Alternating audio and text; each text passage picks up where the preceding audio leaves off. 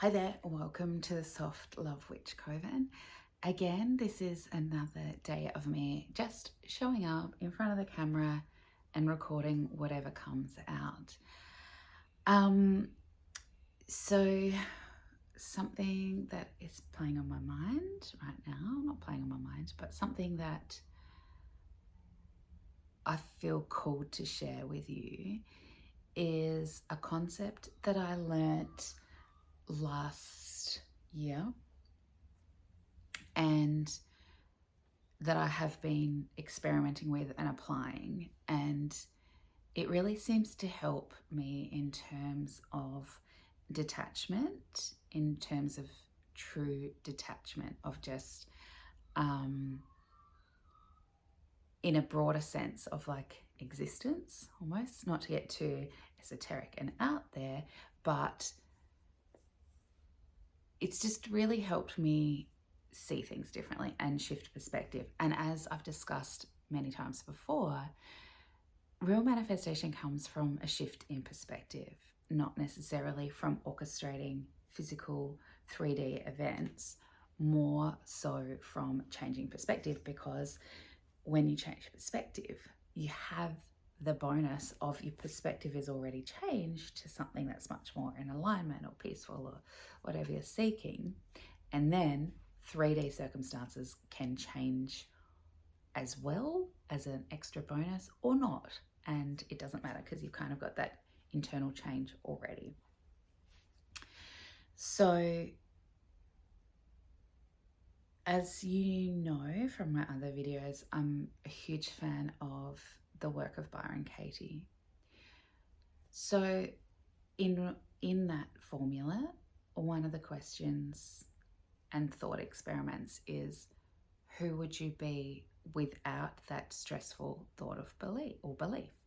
And it's a meditation, right? It offers you an opportunity to really consider who you would be, how you would live, how you would react, what kind of person you would be, how you would feel without that stressful belief running the show, right?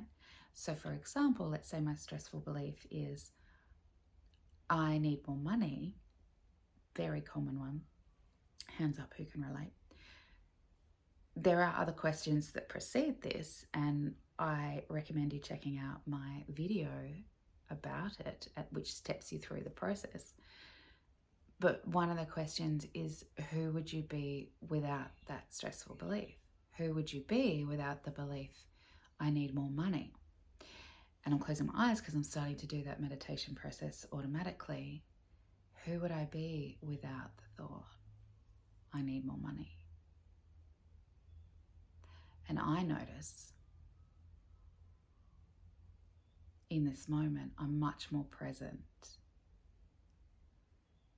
I'm much more peaceful. I'm much more relaxed.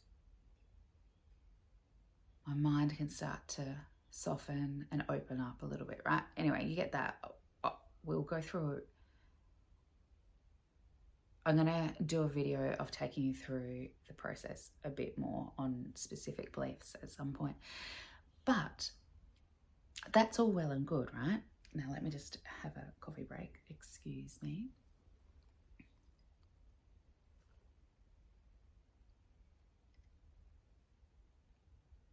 Meanwhile, you can appreciate my glorious robe, which I recently used for performance, so you may be able to see some rhinestones kind of glinting in the light, maybe not. Yeah, so I think that's a really worthwhile meditation question to think about. Who would you be? Now, as always, I like to take things to a deeper level. And what I started to do was question who it would be without the stressful thought or belief. And what I noticed by depersonalizing it from who would I be to who it would be, I can shift perspective. So what I mean by it is it. It really depersonalizes and gives me a more objective view. It being this person here who looks like this, who has shown up like this, who's in a body like this, who has a personality like this, who has thought processes like this. That's it. And as an object, right? I mean, I get that we're not objects, but excuse me. But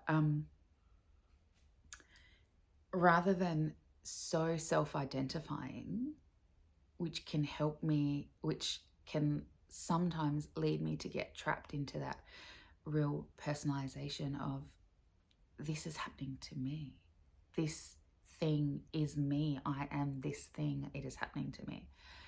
Whereas if I take the approach of it, I am a objective being, and there is a greater part of me that can observe this objective being,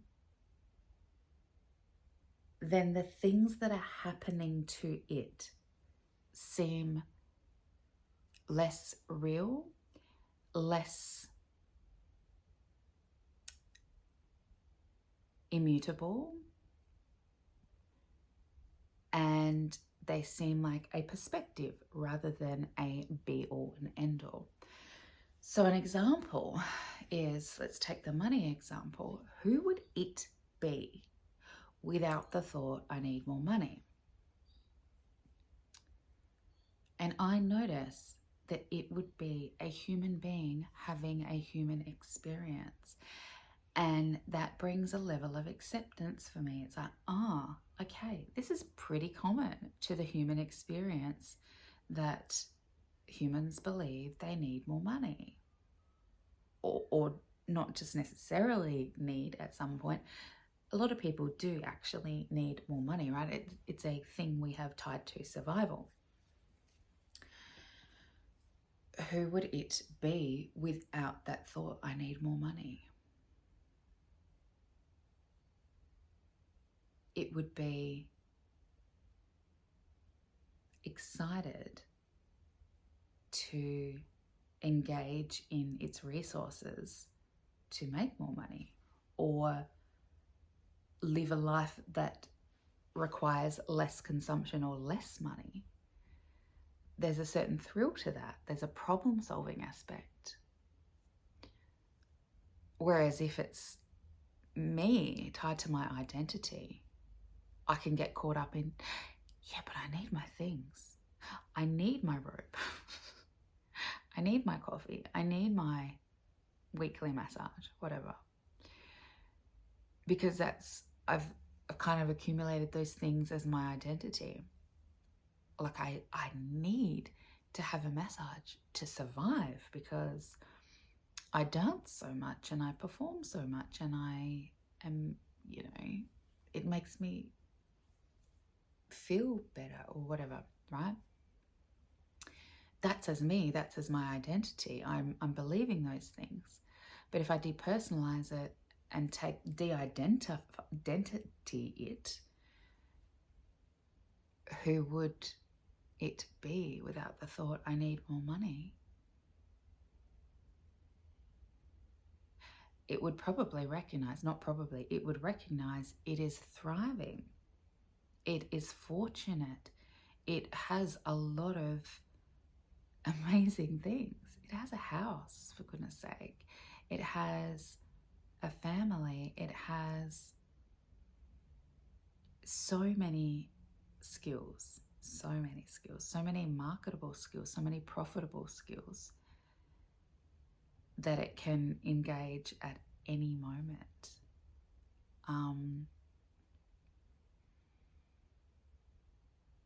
Who would it be without the thought, I need more money?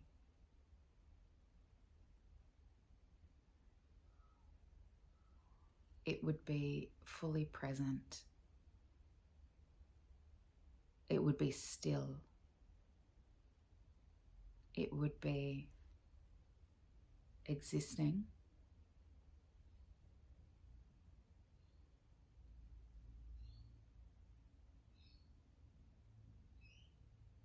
It would be recognizing what a common belief that is amongst people. It would be recognizing that is a belief that it has held on and off over the entirety of its lifetime, and that it picks up that belief regularly to buy into. And it does it for whatever reason that could be. Like maybe it's looking for drama, or it's getting too comfortable, things are too, or maybe the belief is so fucking familiar that it's like, I can't possibly let this belief go for good because that's way too unfamiliar, way too unknown. It gives me too many benefits, quote unquote benefits. Those benefits being it believes it needs to uphold the belief to work or to take part in society. It can't possibly be, I don't know, follow its dreams or whatever that is, right?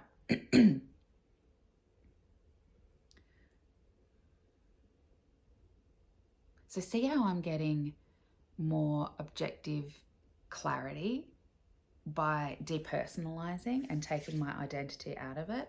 And it's not to say I can't get to these places when I'm self-identifying, but it's worth an experiment just to see what you can recognize and see. Now, here's where you can take it to manifestation, right? Like that's a way you can have it for identifying, clearing blocks, which I believe is part of my manifestation process that I want to keep. But for manifestation, let's say I want to manifest more money. Let's just stick with that. So you could depersonalize. How would it manifest more money? And it would lean into its path of least resistance. It would lean into its marketable and profitable skills in the first instance. Okay. And I might want to take it a bit further. How would it manifest money in the easiest stress-free way possible?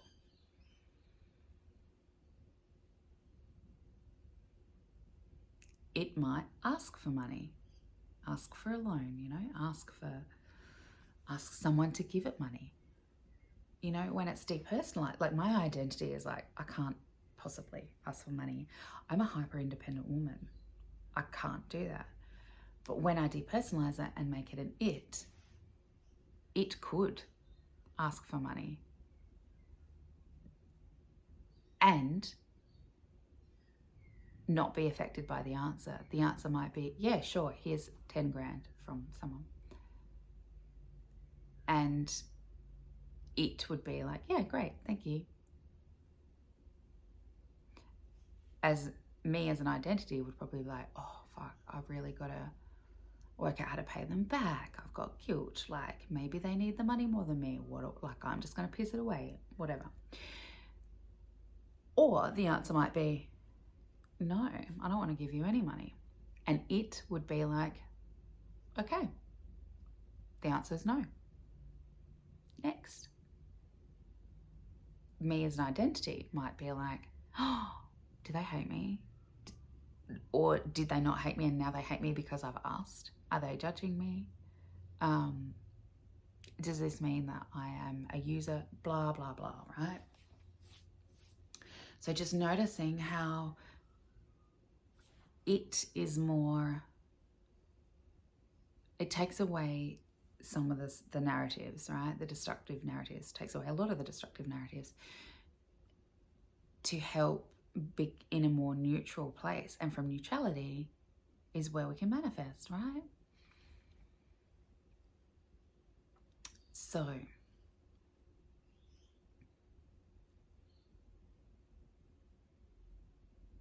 let's try with something else.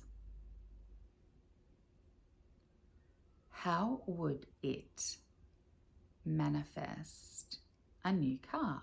And I'm going with material objects here. I don't know why I just feel guided to, but that's what it is. So how would it manifest a new car? It would, firstly, decide what kind of car it wants. Get clear, get clarity. It wants this car, right? First step. And there's a bit more of an objective decision-making process in that. I noticed that my thinking was like, yeah, it wants a car that is compact. Whereas me as an identity, I'm probably thinking, well, I definitely want a red car because red's my favorite color. Okay. Whereas it didn't consider color straight away. It might not consider color at all, right? I haven't gone down that pathway yet.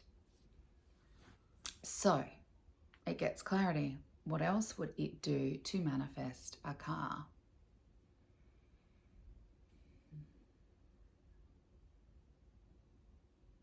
It would start looking for that car. And by looking, I mean have eyes wide open, not spend 6 hours a day scouring the internet, scouring the ads or the neighborhood looking for the car.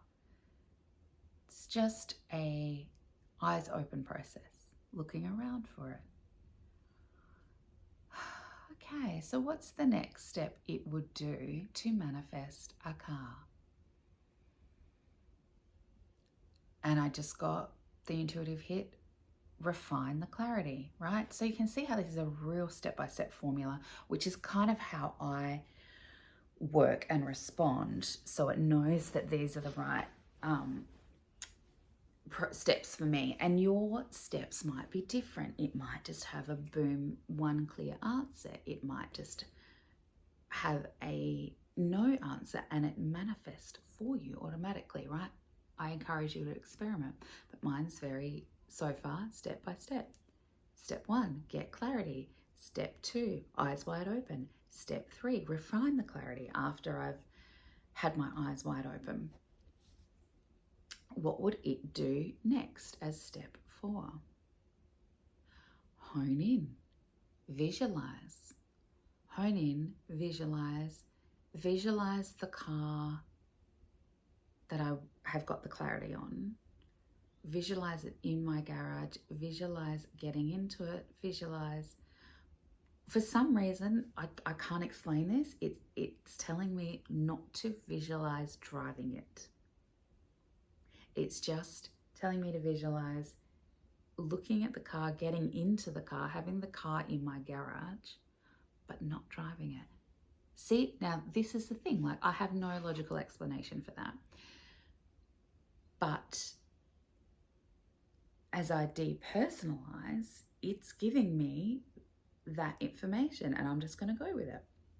And you could even, here I would go, who would it be without trying to work out what that means? It would just go with it. And you know, I got this feeling in my stomach just then of excitement. It's like a blooming excitement, just going with it.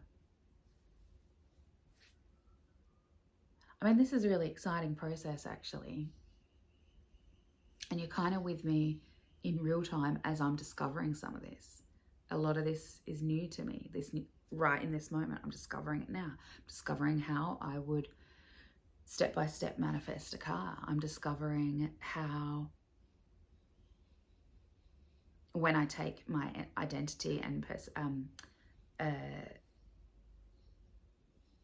when I depersonalize it, how there is a lot of just going with it, right? Now, if you're like me, bit of a fucking control freak, you would want to logic this out. Like my identity, my personality is like, yeah, but okay, but what does it mean? Why do I just got to go with it? Why can't I visualize? What does it mean that I shouldn't visualize driving the car? What's that about? right? But the depersonalization offers me an opportunity to just go with it, not think about that, which is great, right? That gives me a lot more mental space to invest in other things that I want to. So I want to take it a bit further and think, who would it be during the manifestation process of manifesting a car? And the answers I'm getting are, it would be more neutral, it would be peaceful,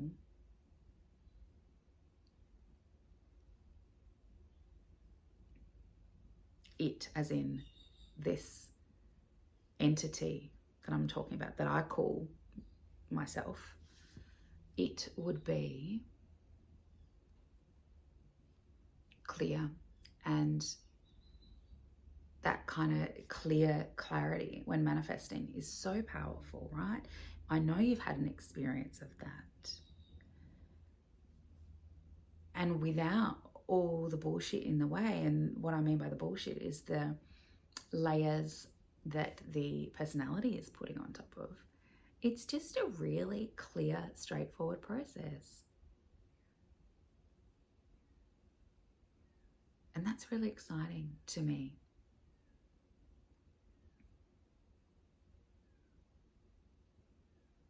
Yeah, so, and I can feel that in my body too, I should mention.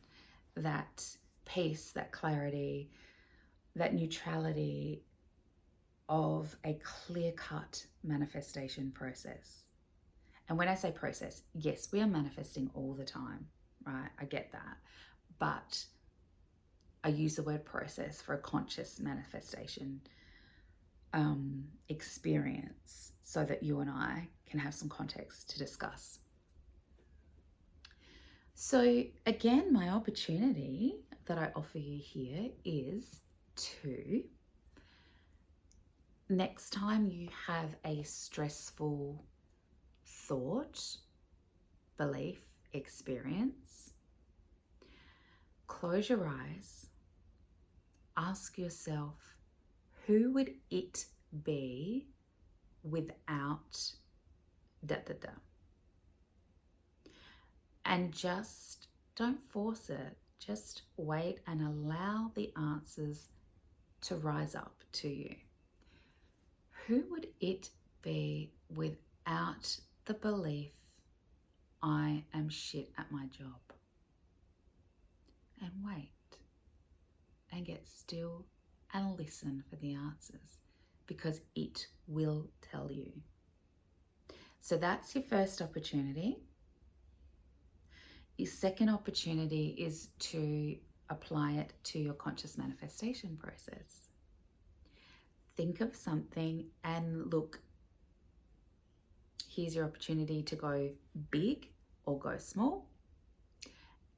And disclaimer, it's as easy to create a castle as it is a button, as Abraham Hicks says. There's no it's only what we're believing about something. Oh, that's harder to manifest because you're believing it. That's easier because, we're believing it, right? But just, you can manifest a button, or you can manifest a castle, whatever. In fact, let's use this opportunity right here. Who would it be without labeling manifestations big or small? Do this with me, right? Close your eyes. Get still, settle into the body, and ask yourself, who would it be without labeling something a big or small manifestation?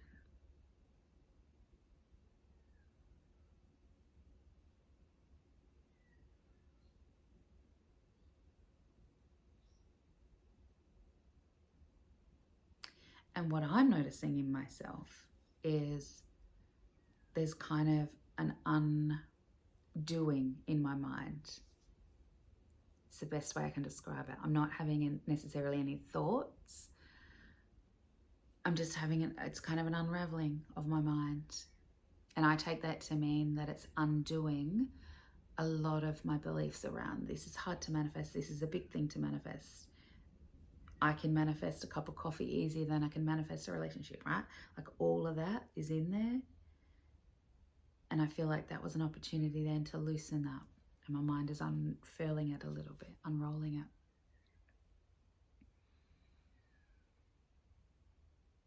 Continue with me. Who would it be without labeling manifestations as big or small?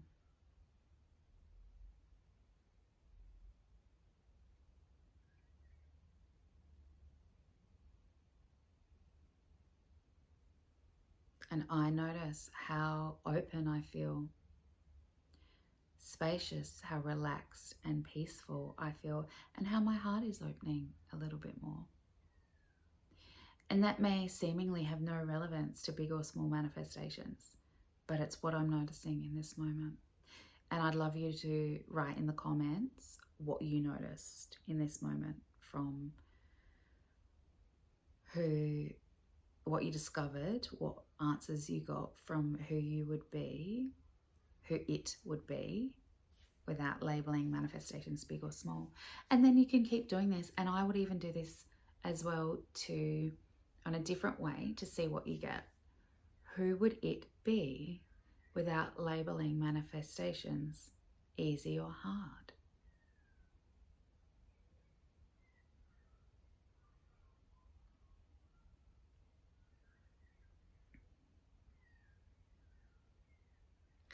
And I noticed that it has an assurance, a really steady assurance. Of course I can manifest that. Why the fuck wouldn't I? Whatever it is. I'm not giving it a specific thing, but it's saying to me, I can 100% manifest that.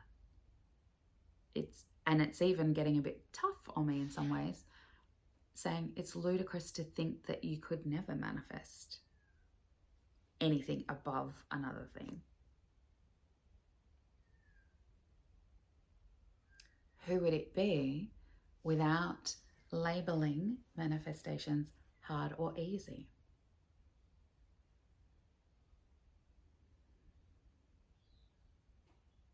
Again, it would be clear and open and very receptive.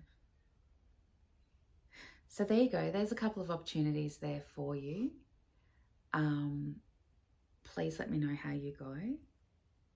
Please let me know how it goes. And yeah, thank you for joining me in the Soft Love Witch Coven. As always, we treat ourselves and others with softness, with love, with soft love, with kindness, compassion. Bye for now.